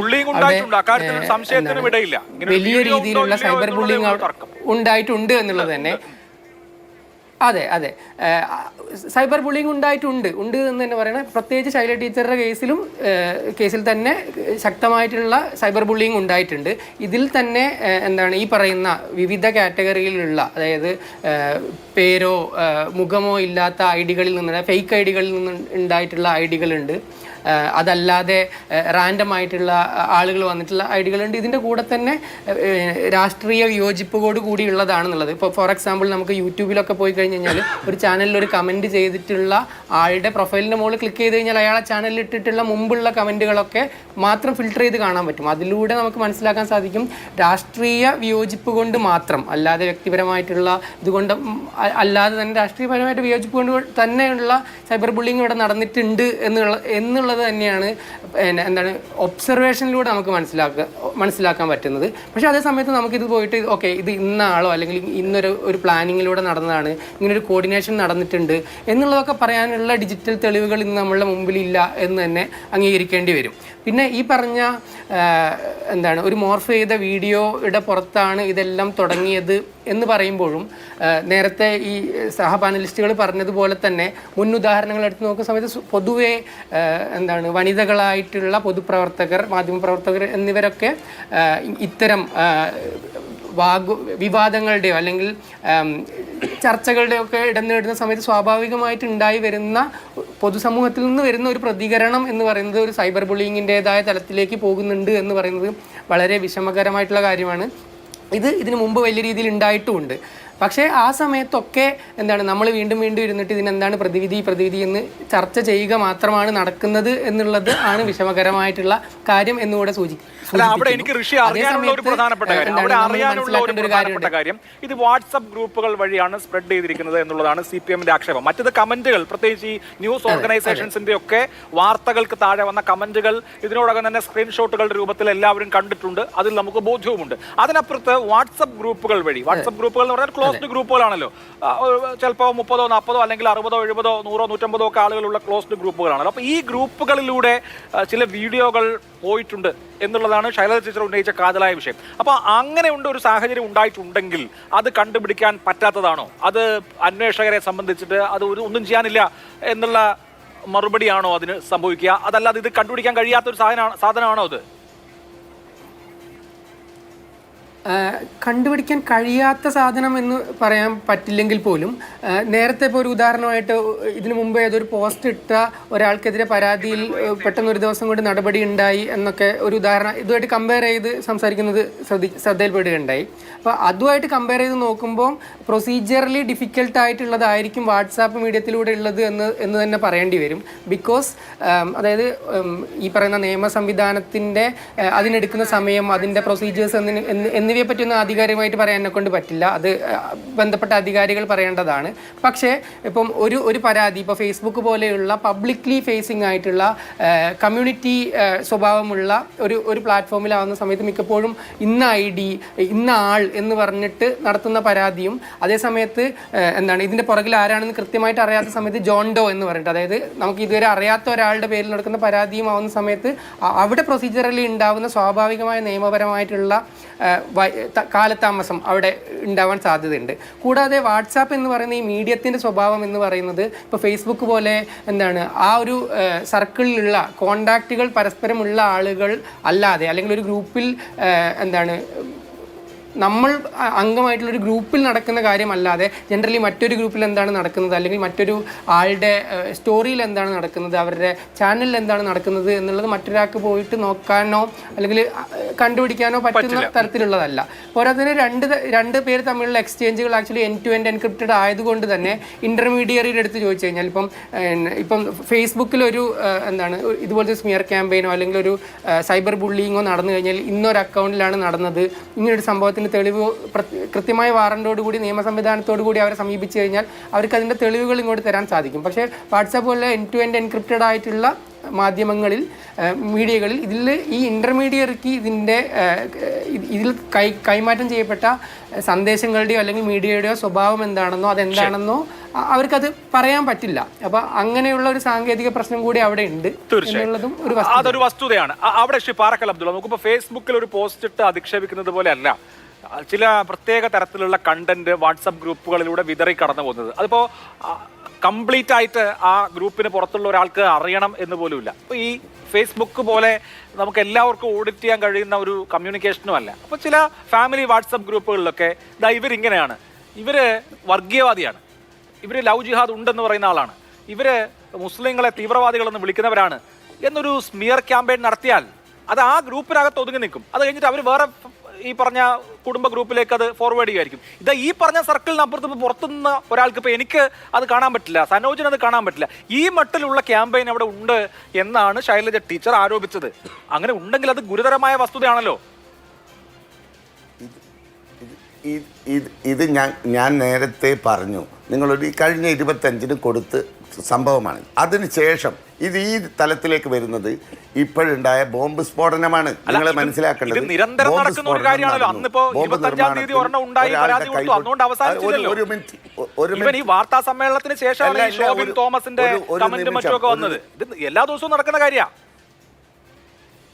അല്ല, അത് ഞാൻ പറയാം. ഇതാ ജില്ലാ സെക്രട്ടറിയുടെ മകൻ, CPM ജില്ലാ സെക്രട്ടറിയുടെ മകൻ, മുൻ ex-MLA മകൻ ജൂലിയസ് നികിദാസ് എന്ന് പറയുന്ന കക്ഷി, ഇതാ പിന്നെ നിങ്ങൾ നോക്ക്, ഇത് എനിക്ക് വായിക്കാൻ പറ്റില്ല. എനിക്കല്ല, മാന്യതയുള്ള സമൂഹത്തിൽ ആർക്കെങ്കിലും ഇത് വായിക്കാൻ പറ്റില്ല. ഫേസ്ബുക്ക് പോസ്റ്റ് ഇട്ടതാ, ഞങ്ങൾ കേസ് കൊടുക്കാൻ പോവുക. അത് മാത്രമല്ല, നിങ്ങൾ കാണേണ്ടത് മുൻ MLA ജില്ലാ സെക്രട്ടറിയുടെ ഭാര്യ, മുൻ MLA പിന്നെ PA, അയാളൊരു റിട്ടയർഡ് ഉദ്യോഗസ്ഥനാ, ഗവൺമെൻറ് ഉദ്യോഗസ്ഥനാ. അദ്ദേഹം വെള്ളത്തിന് തീപിടിക്കുന്ന രൂപത്തിലുള്ള പോസ്റ്റാണ് ഇട്ടത്. അതൊക്കെ ഞങ്ങൾ നാളെ കേസ് കൊടുക്കാൻ പോവുക. ഇത്രയും നെറുകെട്ട രൂപത്തിലുള്ള സംഗതി അപ്പുറത്തുനിന്ന് ചെയ്യുക. എന്താ കാരണം? ഈ ബോംബ് സ്ഫോടനം നടന്നു. ബോംബ് സ്ഫോടനം നടന്നപ്പോൾ അന്ന് തന്നെ പിറ്റേ പിന്നെ നമ്മൾ കാണുന്നത് എന്താ, ടീച്ചർക്കൊപ്പം ഈ ആ സ്ഫോടനത്തിൽ മരിച്ച പ്രതിയുടെ ഫോട്ടോ വരുന്നു. അപ്പോൾ ടീച്ചർ എന്താ പറഞ്ഞത്? ഞങ്ങൾ കല്യാണത്തിനും പാർട്ടി പരിപാടിക്കും പോകുമ്പോൾ പലരും ഞങ്ങളുടെ ഒപ്പം നിന്ന് ഫോട്ടോ എടുക്കാറുണ്ട്, അത് ഞങ്ങൾക്ക് എന്തോ ചെയ്യാൻ പറ്റുമെന്ന് ചോദിച്ചു. അപ്പോൾ ടീച്ചർ പറഞ്ഞില്ല അത് മോർഫിംഗാന്ന് പറഞ്ഞില്ല, അത് വേറെ ആരും ഉണ്ടാക്കിയതാന്ന് പറഞ്ഞില്ല. പിന്നെ 2 ദിവസം കഴിഞ്ഞാണ് ഇതൊക്കെ മോർഫിംഗ് ആണെന്ന് പറയുന്നത്. ഇത് ബോംബുണ്ടാക്കിയ വലിയ ഒരു ഡാമേജ് പാർട്ടിക്കുണ്ട്. എന്തിനാണ് ബോംബുണ്ടാക്കിയത്? ഈ തെരഞ്ഞെടുപ്പ് സമയത്ത് ഒരു തെരഞ്ഞെടുപ്പ് പ്രചരണമായത് എന്തൊക്കെയാണ് നമ്മൾ ചെയ്യാറ്? പോസ്റ്റർ ഉണ്ടാക്കും, ബാനർ ഉണ്ടാക്കും, ഫ്ലക്സ് ഉണ്ടാക്കും, കൊടുതോരണങ്ങൾ ഉണ്ടാവും. പക്ഷേ അതിൽ നിന്നപ്പുറത്ത് CPM ചെയ്യുന്ന എന്താ? അവരവരുടെ പാർട്ടി കേന്ദ്രങ്ങളിൽ ബോംബ് നിർമ്മിക്കുകയാണ്. ബോംബ് പൊട്ടിയത് കൊണ്ടല്ലേ ഇത് മനസ്സിലായതില്ലേ? ജനം അറിയായിരുന്നോ? കഴിഞ്ഞ 3 വർഷം മുമ്പുള്ള തെരഞ്ഞെടുപ്പിൽ മൻസൂർ 20 വയസ്സുള്ള പയ്യനെ എന്തിനു വേണ്ടി ഇതേപോലെ ബോംബ് എറിഞ്ഞല്ലേ കൊന്നത്? അപ്പോൾ ഇലക്ഷൻ കാലത്ത് ബോംബ് കൃഷി നടത്തുക. വടകരയിൽ നിങ്ങൾ മനസ്സിലാക്കേണ്ടത് 2 ഫാക്ടറി ഇവർ തുറന്നു വെച്ചിട്ടുണ്ട്. ആ 2 ഫാക്ടറിയിൽ ഒന്നാമത്തേതാണ് നോണ ഫാക്ടറി. ആ നോണ ഫാക്ടറിയിൽ ഇവരിങ്ങനെ എല്ലാ ദിവസവും, നേരത്തെ പലതും പറയും, കോലീബീസൊക്കെ പറയാറുണ്ട്, ഇപ്പോൾ അത് പറയുന്നില്ല. കാരണം എന്താ? ഇപ്പോൾ BJP തന്നെ ഞങ്ങളുമായി സഖ്യമാണെന്ന് സുരേന്ദ്രൻ പറഞ്ഞു. അപ്പോൾ ആ നുണയൊന്നും ഫലിക്കാതിരുന്നപ്പോൾ ബോംബിലേക്ക് വന്നു. ബോംബ് പൊട്ടി 10, നിങ്ങളൊക്കെ കണ്ടില്ലേ, 10 പിന്നെ സ്റ്റീൽ ബോംബ് ഉണ്ടാക്കി വെച്ചത് പോലീസ് പിടിച്ച കണ്ടില്ല. ആരെയാ പിടിച്ചത്? നിങ്ങൾ ചോദിക്കണ്ടേ? ഇതൊക്കെ വേറെ വേറെ വിഷയങ്ങളാണ്. MLA ഉൾപ്പെടെ, ബോംബിന്റെ പ്രശ്നമുണ്ട്, മറ്റ് രാഷ്ട്രീയ ബാന്ധവങ്ങളുടെ പ്രശ്നം, അതൊക്കെ എല്ലാ ഇലക്ഷനിലും ഉയരുന്ന വിഷയങ്ങളാണ്. അതൊക്കെ നിങ്ങൾ പരസ്പരം പറയും. അതിലൊന്നും ഞാൻ ആ ഭാഗം കാണുന്നില്ല. എനിക്കറിയാം. പാറക്കൽ അബ്ദുള്ള, എന്റെ വടകര എനിക്കൊരൊറ്റ ചോദ്യം. എന്റെ വടകര KL18 എന്നൊരു ഫേസ്ബുക്ക് പേജ്, ഒരു ഇൻസ്റ്റാ പേജും, അത് ഷാഫിയുടെ ഒരുപാട് പ്രചരണ മെറ്റീരിയൽസ് അല്ല ഉണ്ടായിരുന്ന പേജാണ്. ഇന്നലെ അതിൽ നിന്ന് കുറെ വീഡിയോ ഡിലീറ്റ് ചെയ്തു. ഇങ്ങനെ ഒരു ഇൻസ്റ്റാ പേജ് നിങ്ങൾ ഓൺ ചെയ്യുന്നുണ്ടോ? ഞങ്ങൾക്ക് ഒഫീഷ്യലി ഞങ്ങൾക്ക് വേണ്ടി കണ്ടന്റ് ഉണ്ടാക്കുന്നതാണെന്ന് നിങ്ങൾ ഓൺ ചെയ്യുന്നുണ്ടോ? ഇല്ല, ഞാൻ തുടക്കം മുതൽ ഇതിനെ തള്ളി പറഞ്ഞില്ലേ. ഞങ്ങൾ ഒരു കാരണവശാലും ഇതിനെ അംഗീകരിക്കുന്നില്ല. അപ്പൊ ഇത് ആരാണ് ഇത് ചെയ്യുന്നത്? കാരണവശാലും ഇതിനെ അംഗീകരിക്കുന്നില്ല. അതിപ്പോ ബോംബിനെ കുറിച്ച് അവരോട് ചോദിച്ചാൽ ഞങ്ങൾ തള്ളി പറഞ്ഞു പറയും, ഇതിനെ കുറിച്ച് നിങ്ങളോട് ചോദിച്ചാൽ നിങ്ങൾ തള്ളി പറയുന്ന പറയും. അപ്പൊ ഇത് ആരാണ് ഇതിന്റെ ആൾക്കാര്? ഇപ്പൊ പറഞ്ഞില്ലേ, ഈ KL18 പേജ് ആരുണ്ടാക്കിയതാണ്? KL18 പേജ് എന്തായാലും അവരുണ്ടാക്കിയതല്ലോ. അല്ല ഇപ്പൊ ഇവിടെ നിരീക്ഷകരായി വന്ന് പറഞ്ഞ ആളുകളിലെ ഇതൊക്കെ ഇപ്പൊ എന്താന്ന് പറഞ്ഞാൽ ഇടതുപക്ഷ ഇക്കോസിസ്റ്റം വർക്ക് ചെയ്യാണ്. അപ്പൊ എന്താ പറയാ, ഉടനെ പറയും വിയോജിപ്പോടൊപ്പം ഇടതുപക്ഷത്തിന്. പഴയ SFI മാധ്യമപ്രവർത്തകർ ഇവരൊക്കെ ചേർന്നുള്ള ഒരു സിൻഡിക്കേറ്റാണ് ഈ സംഗതികളൊക്കെ ഇതിവിടെ ചർച്ച ചെയ്ത്. ഇവിടെ ഇതിലും വലിയ കാര്യങ്ങളൊക്കെ നടന്നപ്പോൾ ഇവിടെ ബോംബ് പൊട്ടിയപ്പോൾ ആർക്കും ഒരു വിരോധവും ഇല്ലല്ലോ. ബോംബ്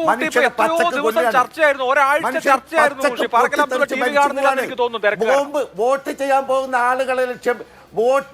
പോകുന്ന ആളുകളെ ലക്ഷ്യം വെച്ചുകൊണ്ട് ബോംബുണ്ടാക്കിയിട്ട് പൊട്ടിത്തെറിച്ച് പോകുന്ന സാഹചര്യം വടകരയിൽ ഉണ്ടാകുമ്പോൾ അതൊക്കെ നിസ്സാരവൽക്കരിക്കാൻ നിസ്സാരവൽക്കരിക്കുന്നില്ലല്ലോ. അത് ദിവസങ്ങളോളം ചർച്ചയായിരുന്നു. അതുപോലെ ബോംബുണ്ടാക്കുന്നത്, അത് പ്രയോഗിക്കുന്നത്, ഇതൊക്കെ ജനാധിപത്യ വിരുദ്ധമായ കാര്യങ്ങളാണ്.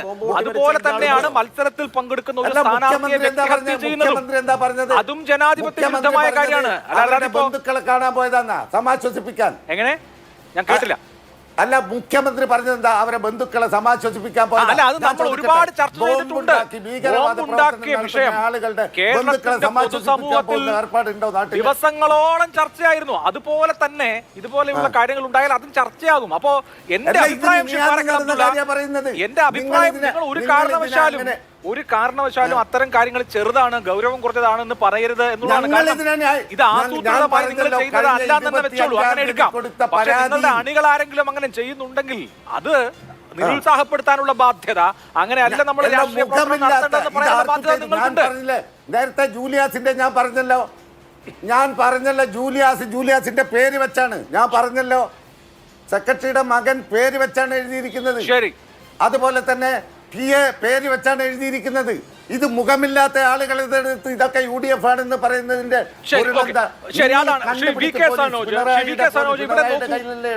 അവിടെ പാറക്കൽ അബ്ദുള്ള പറഞ്ഞതിൽ പല പോയിന്റുകളുണ്ട്. ഒന്ന്, നിങ്ങളുടെ ആളുകൾ കോഴിക്കോട് ജില്ലാ സെക്രട്ടറിയുടെ മകൻ അടക്കം സൈബർ അബ്യൂസ് നടത്തുന്നു, അദ്ദേഹം പോസ്റ്റ് കാണിച്ചു. രണ്ട്, നിങ്ങളുടെ ആളുകൾ മുഖത്തോടു കൂടി നടത്തുന്നു. അങ്ങനെ നടത്തുമ്പോൾ മുഖമില്ലാത്ത ആളുകൾ നടത്തുന്ന ഈ അഭ്യാസം ഞങ്ങളുടെ തലയിൽ എങ്ങനെ നിങ്ങൾ കെട്ടിവെക്കും?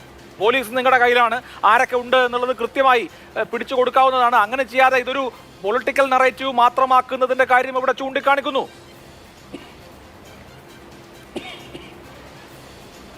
ഈ പാറക്കൽ അബ്ദുള്ള ലീഗിന്റെ നേതാവല്ലേ? എനിക്ക് TV കാണാൻ പറ്റുന്നില്ല. ആ ലീഗിന്റെ നേതാവ് പഴയ മനസ്സിലാക്കുന്നത് നാദാപുരം, അതെ അതെ അതെ കുറ്റ്യാടി നാദാപുരം ഭാഗത്താണ്. എനിക്ക് ഒറ്റ ചോദ്യമേ ഉള്ളൂ. അദ്ദേഹം ബോംബിനെ കുറിച്ചൊക്കെ വല്ലാതെ പറഞ്ഞല്ലോ. ഈ കല്ലാച്ചി ചേലക്കാട്ട് ചെറിയ തയ്യിൽ ഹംസയുടെ മകൻ സമീർ, ചേലക്കാട് കരയത്ത് മൂസയുടെ മകൻ ഷബീർ, ചേലക്കാട് കരയത്ത് മൊയ്തുവിന്റെ മകൻ റഫീഖ്, ചേലക്കാട് കരയത്ത് ചാലിൽ മമ്മുഹാജിയുടെ മകൻ റിയാസ്, നരിക്കാട്ടേരി സ്രാമ്പിക്ക് സമീപം വലിയ പീടികയിൽ അബ്ദുള്ള ഹാജിയുടെ മകൻ ഷബീർ. ഇവരൊക്കെ എങ്ങനെയാ മരിച്ചുപോയത് അബ്ദുള്ള? എങ്ങനെയാ മരിച്ചുപോയത്? ഈ മമ്മും ബഷീറും മമ്പലക്കൂലിൽ മരിച്ചുപോയത്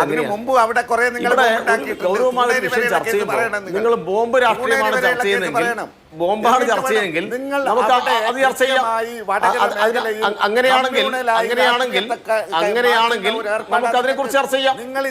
അല്ല, ഞാൻ ചോദിക്കുന്നത് ഇവരൊക്കെ എങ്ങനെ മരിച്ചുപോയി?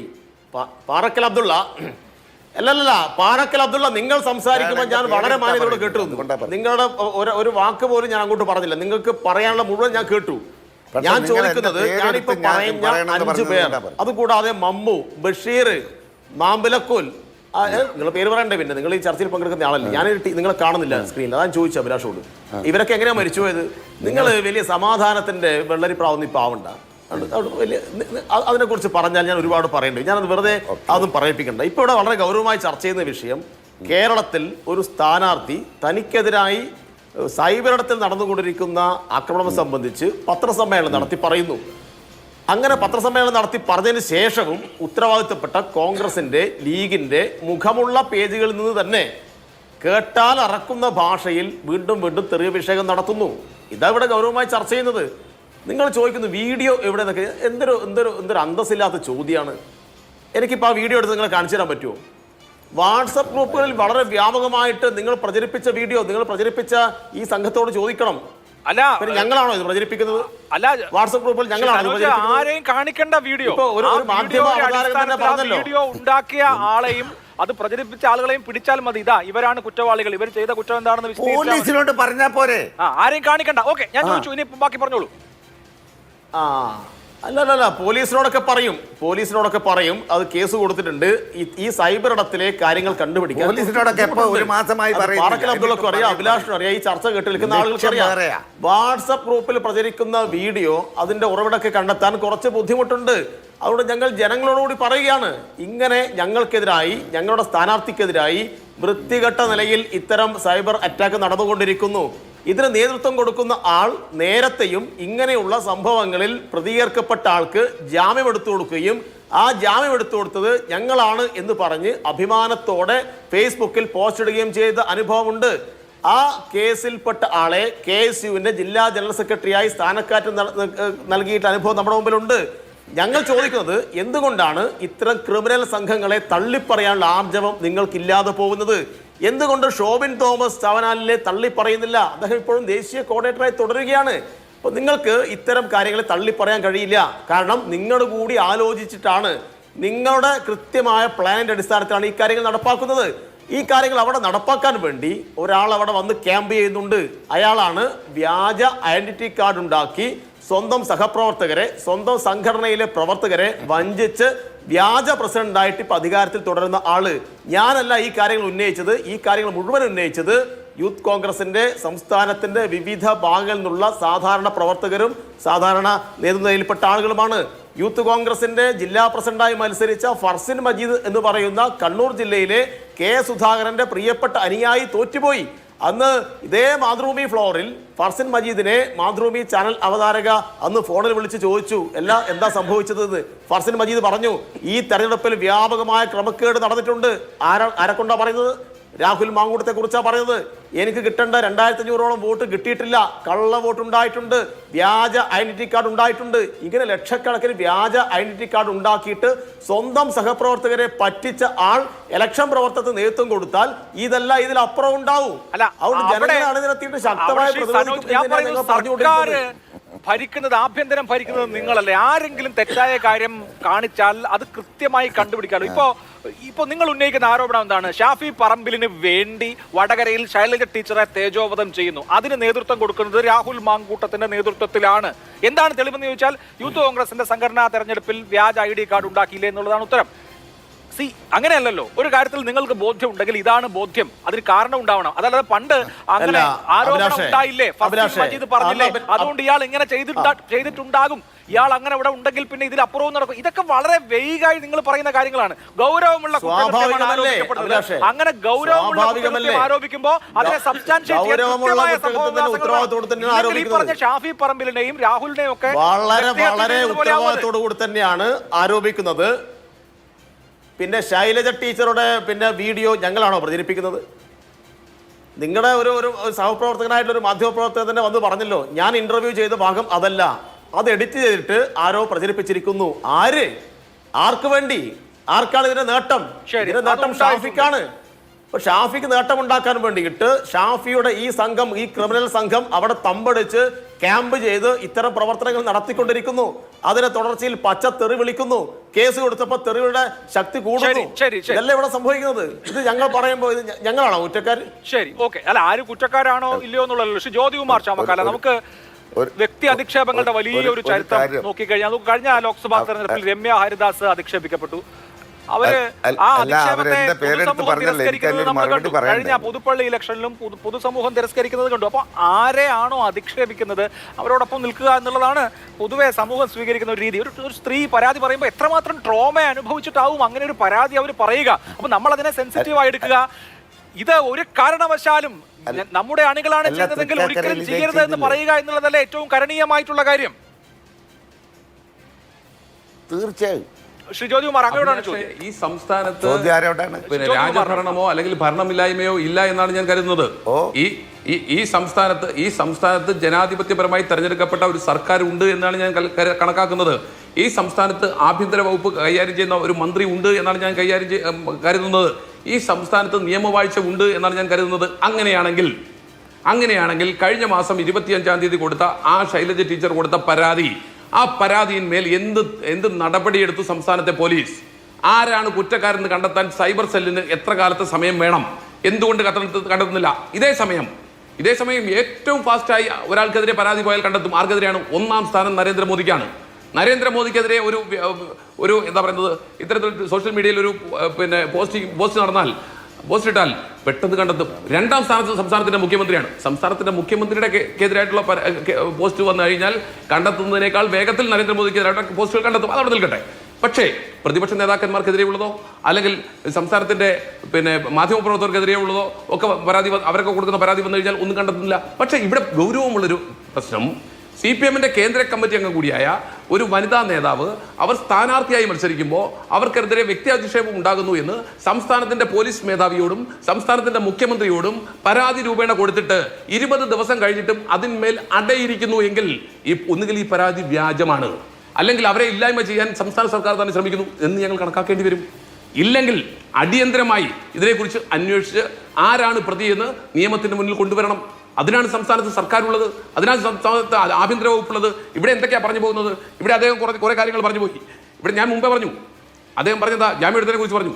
നിഷ പുരുഷോത്തമൻ എന്ന് പറയുന്ന മാധ്യമ പ്രവർത്തകയ്ക്ക് അവർക്കെതിരായ സൈബർ ബുള്ളിങ് ഉണ്ടായപ്പോൾ ആ സൈബർ ബുള്ളിങ്ങിനെ സംബന്ധിച്ച് ഇപ്പോഴത്തെ പാലക്കാട്ടെ സ്ഥാനാർത്ഥി VS വിജയരാഘവൻ പറഞ്ഞിട്ടുള്ളത് CPM-നെ വിമർശിച്ചാൽ ഇത്തരം നടപടികളൊക്കെ നേരിടേണ്ടി വരും എന്നാണ് പറഞ്ഞിട്ടുള്ളത്. താങ്കൾക്ക് നിഷേധിക്കാൻ കഴിയുമോ? അപ്പോൾ ഞാൻ പറഞ്ഞു വന്നത്, ഇവിടെ പാറക്കൽ അബ്ദുള്ളയെ കുറിച്ച് സംസാരിച്ചപ്പോൾ പല കാര്യങ്ങളും പറയുന്നുണ്ട്. ഇവിടെ എന്താ പറയുന്നത്, ഇവരിപ്പോൾ എന്താ പറയുന്നത്, രാഹുൽ മാങ്കൂട്ടത്തിലാണ് ഇതിൻ്റെ പിന്നിലെന്നാണ്. രാഹുൽ മാങ്കൂട്ടത്തിൻ്റെ ഫേസ്ബുക്ക് പോസ്റ്റിലോ അല്ലെങ്കിൽ ഏതെങ്കിലും സോഷ്യൽ മീഡിയ ഹാൻഡിൽസിലോ അതേ എന്തെങ്കിലും പോസ്റ്റ് ചെയ്തിട്ടുണ്ടോ? സ്ഥാനാർത്ഥി പോസ്റ്റ് ചെയ്തിട്ടുണ്ടോ? നിങ്ങൾ എന്ത് അറിവിൻ്റെ പിൻബലത്തിലാണ് ഇവിടെ ഇത്തരത്തിലൊരു പരാതി കൊടുത്തിരിക്കുന്നത്? പിന്നെ എന്താ പറയുന്നത്, എതിർ സ്ഥാനാർത്ഥിയായി മത്സരിക്കുന്ന പരാതിക്കാരിക്കെതിരെ UDF സ്ഥാനാർത്ഥിയുടെ അറിവും സമൂഹത്തോടും പ്രേരണയോടും പ്രോത്സാഹനത്തോടും വ്യാപകമായ സൈബർ ആക്രമണം നടന്നുകൊണ്ടിരിക്കുന്നു. എന്ത് തെളിവ്? എന്തുകൊണ്ട് പോലീസ് അന്വേഷിക്കുന്നില്ല? ഞാൻ ഒന്നുകൂടി ചോദിക്കട്ടെ. ഇന്ന് രാഹുൽ മാങ്കൂട്ടത്തിൽ തന്നെ പറഞ്ഞിരിക്കുന്നു, ഇന്നത്തെ ദേശാഭിമാനിയിൽ വന്നിരിക്കുന്ന വാർത്തയെ സംബന്ധിച്ച്, ഇന്നലേക്കായി വന്നുകൊണ്ടിരിക്കുന്ന വാർത്തയെ സംബന്ധിച്ച് എന്താ അവർ പോസ്റ്റ് ചെയ്തിട്ടുണ്ടോ? രാഹുൽ മാങ്കൂട്ടത്തിൽ പരസ്യമായി പറഞ്ഞിട്ടുണ്ട്, ഞാൻ ഇതിനെതിരായി നിയമ നടപടികളുമായി മുന്നോട്ട് പോകും, ശരി, ഞാൻ മാനനഷ്ടത്തിന് കേസ് കൊടുക്കും. മുഖ്യമന്ത്രിയുടെ മകൾ മാസപ്പടിയിൽപ്പെട്ടപ്പോൾ മാനനഷ്ടത്തിന് കേസ് കൊടുക്കാൻ ഒളിച്ചോടിയതുപോലെയല്ല. ഒറ്റ കാര്യം കൂടി ഞാൻ ചോദിക്കുന്നത്, ദേശാഭിമാനിക്കെതിരെ മാനനഷ്ട കേസ് കൊടുത്തിരുന്ന കാര്യമില്ല. കാരണം CPM സഹയാത്രികനായിരുന്ന ആന്തൂർ സാജന്റെ മരണവുമായി ബന്ധപ്പെട്ട് അദ്ദേഹത്തിന്റെ കുടുംബത്തെ ഇല്ലായ്മ ചെയ്യത്തക്ക രീതിയിലുള്ള സ്റ്റേറ്റ്മെന്റ് വാർത്ത കൊടുത്തവരാ ദേശാഭിമാനി. കൂടെ നിന്ന MP വീരേന്ദ്രകുമാറിന്റെ കുടുംബത്തെ ആക്ഷേപിച്ചുകൊണ്ട് വാർത്ത കൊടുത്ത പത്രത്തിന്റെ പേരാ ദേശാഭിമാനി. ശ്രീ KM മാത്യു, നമ്മുടെ മനോരമയുടെ ചീഫ് എഡിറ്റർ എന്ന അദ്ദേഹത്തിന് എതിരെ വ്യാജ കത്തുണ്ടാക്കി പ്രസിദ്ധീകരിച്ച പത്രത്തിന്റെ പേരാ ദേശാഭിമാനി. അപ്പൊ ദേശാഭിമാനി ഇതൊക്കെ പ്രതീക്ഷിക്കുന്നുള്ളൂ, സഖാക്കളിൽ നിന്നും ഇത്രേ പ്രതീക്ഷിക്കുന്നുള്ളൂ. ഞങ്ങളല്ല അന്വേഷിക്കേണ്ടത്. ഈ സംസ്ഥാന ചർച്ച അവസാന ഘട്ടത്തിലാണ്. ശ്രീ ഋഷികേശ്, എങ്ങനെ ഈ അബ്യൂസ് തടയും? ഇപ്പൊ ഇന്നത്തെ ഇര ശൈലജ ടീച്ചറാണ്, മുമ്പ് ധാരാളം ഇരകൾ ഉണ്ടായിട്ടുണ്ട്, ഇനി അങ്ങോട്ട് ഉണ്ടാവുകയും ചെയ്യും. ഇത് കൃത്യമായി തടയാൻ താങ്കൾ എന്ത് സജസ്റ്റ് ചെയ്യും? അതായത് അതിനു മുമ്പ് നമുക്ക് ആക്ച്വലി ഇതിനെ രണ്ടായിട്ട് കാറ്റഗറൈസ് ചെയ്യേണ്ടതായിട്ടുണ്ടെന്ന് തോന്നുന്നു. അതായത് ഇന്നത്തെ ഇപ്പോൾ ചർച്ചയിലാണെങ്കിൽ പോലും ഇവിടെ സൈബർ അബ്യൂസ് എന്ന് പറയുന്നത് ഇതിൻ്റെ ഒരു ലെഗ് ആണെങ്കിൽ മറ്റേ ലെഗ് എന്ന് പറയുന്നത് മിസ്ഇൻഫർമേഷൻ അല്ലെങ്കിൽ ഫേക്ക് ന്യൂസ് എന്ന് പറയുന്ന കാര്യമാണ്. അപ്പം ഒരാളെ വ്യക്തിഹത്യ ചെയ്യുക, അധിക്ഷേപിക്കുക, അശ്ലീല പദങ്ങളൊക്കെ ഉപയോഗിക്കുക എന്ന് പറയുന്നത് ഹെയ്റ്റ് സ്പീച്ചാണ്. മറ്റേതെന്ന് പറയുന്നത് ഇല്ലാത്തൊരു കാര്യം, ഇങ്ങനൊരു കാര്യം പറഞ്ഞു അല്ലെങ്കിൽ ഇങ്ങനൊരു സംഭവം നടന്നു, ഇങ്ങനെ ഇല്ലാത്തൊരു ഫോട്ടോ ജനറേറ്റ് ചെയ്യുക എന്നൊക്കെ പറയുന്നത് ഫേക്ക് ന്യൂസാണ്. ഈ പോസ്റ്റ് ട്രൂത്ത് പൊളിറ്റിക്സിൻ്റെ ഭാഗമായിട്ടൊക്കെ ഉണ്ടാക്കുന്ന കാര്യങ്ങളാണ്.